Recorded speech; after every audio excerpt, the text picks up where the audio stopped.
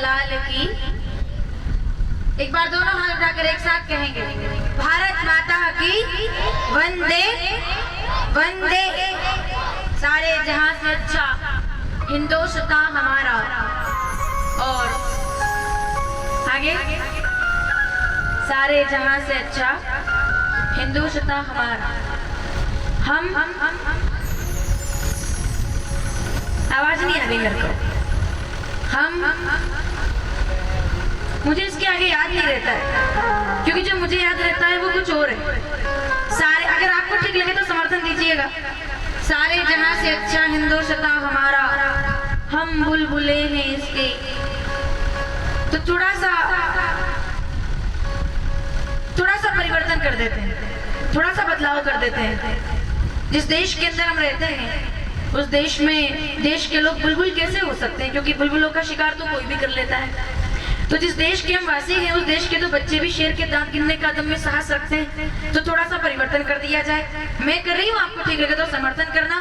सारे जहां से अच्छा हिंदुस्तान हमारा। हम ये क्यों कहें कि बुलबुले हैं? परिवर्तन तो ये होना चाहिए कि सारे जहां से अच्छा हिंदुस्तान हमारा। हम शेर हैं वतन के, सारा जहां हमारा। हम शेर होने की बात करें, हम बुलबुल होने की बात ना करें।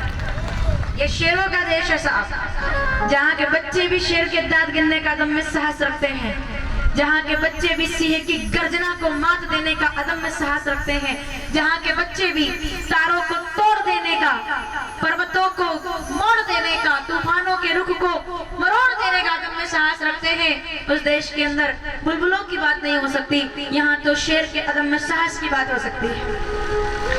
जहाँ महाराणा प्रताप, वीर शिवा, सुभाष चंद्र बोस, चंद्रशेखर आजाद, दुर्गावती, लक्ष्मीबाई, बन्ना भाई, जीजाबाई जैसे लोग निवास करते हो, वहाँ की भूमि धन्य होती है जहाँ हम जन्म लेकर के आए हैं। और बहुत खुशी और प्रसन्नता की बात है कि हम ऐसी आध्यात्मिक तरह के निवासी हैं जहाँ शराब को भी वरदान में बदल लेने का साहस कोई रख सकता है।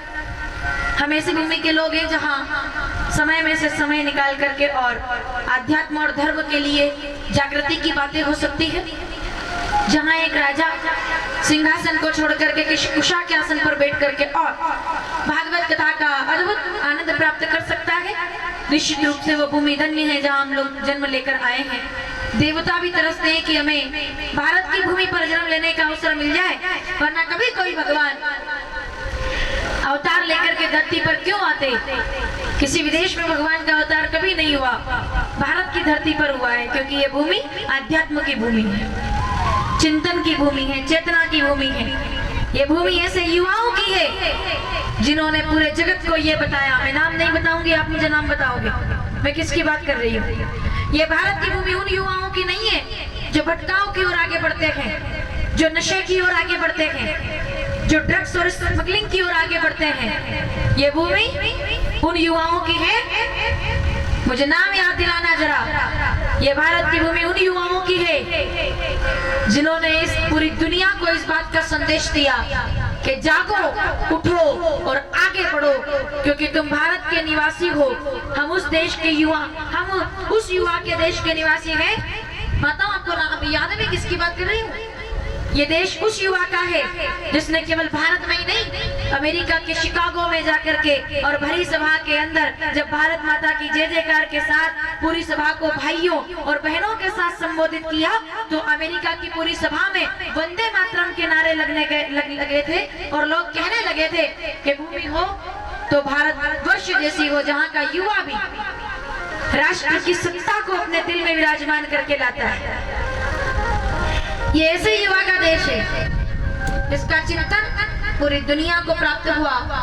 स्वामी विवेकानंद जिन्होंने राष्ट्र को बताया, जिन्होंने दुनिया को बताया कि भारत की सभ्यता क्यों है और क्या है।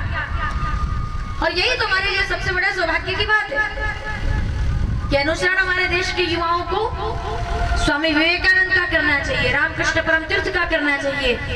और यही सब हम 7 दिनों से सुन रहे हैं। राजा परीक्षित एक युवा हमारे देश के, एक युवा सम्राट, एक युवा राजा, और जब श्रापित होकर के सुखदेव जी के सामने आए तो आंखों में आंसू थे। लेकिन आज उनके जीवन के 7 दिन पूरे हो गए हैं।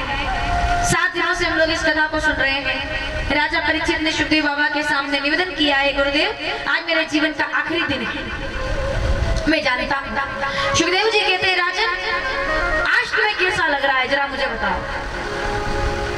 मरने का डर तो नहीं लग रहा, मोह तो नहीं जाग रहा, और जीने की इच्छा तो नहीं हो रही।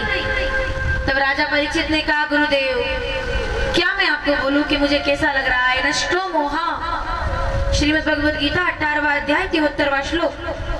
नष्टो मोहा स्मृतिर्लुब्धा प्रसादात् मया च्युतम् स्थितो अस्मि गत संदेह करिष्ये वचनम तव। आपके वचनों से मैं स्थिर बुद्धि हो गया हूँ, आपके वचनों से मैं स्वस्थ हो गया हूँ। आपने जो कथा मुझे सुनाई है, जो सत्संग मुझे सुनाया है, जो आनंद मुझे प्रदान किया है, उसके लिए मैं आपको प्रणाम करता हूँ। वरना कहाँ तो मैं भटक रहा होता, और आज आपने मुझे तार दिया है। मेरे मन में कोई संदेह नहीं रहा, मैं तो समझ चुका हूँ कि जन्म भगवान सभी को देते हैं। सावधानी से सुनिएगा, जन्म भगवान सभी को देते हैं, सबको, राजा को भी, रंग को भी, गरीब को भी, अमीर को